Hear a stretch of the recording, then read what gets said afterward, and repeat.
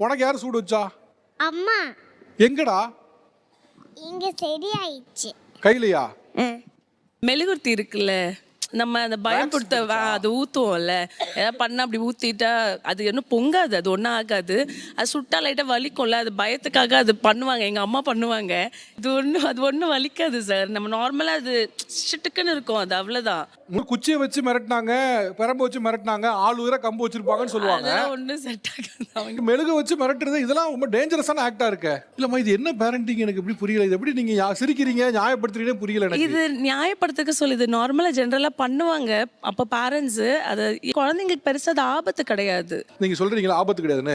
மெழுகுவர்த்திய உங்களால 5 நிமிஷம் கையில பிடிக்க முடியுமா? ஸ்டாண்ட் பண்ண முடியாது. ஒரு 4 சொட்டு வேக்ஸ் தொடர்ந்து உங்க கையில விழும்போது வலிக்குது. ஒரு அடல்ட்டால 4 சொட்டு தாங்க முடியல அப்படின்னா ஒரு சின்ன குழந்தையால ஒரு சொட்டு எப்படி தாங்க முடியும்? அது மாதிரி இதை பண்ணிருக்கானான்னு கேளுங்க, அது மாதிரி இதை ஊத்திருக்கானான்னு கேளுங்க. அவன் பட்டம் தானே சொல்றான் அவன். அவன் பேசவே மாட்டான். இப்ப பாரு டேய் உன் கையில பட்டுச்சா இல்லையா தம்பி? பட்டுச்சு. உன் மேல பட்டுச்சா? யார் ஊத்துனா? அம்மா. இவ்வளவு பொது மேடையில இவ்வளவு ஓப்பனா போய் சொல்லாதீங்க. சரி ஓகே. ரைட்?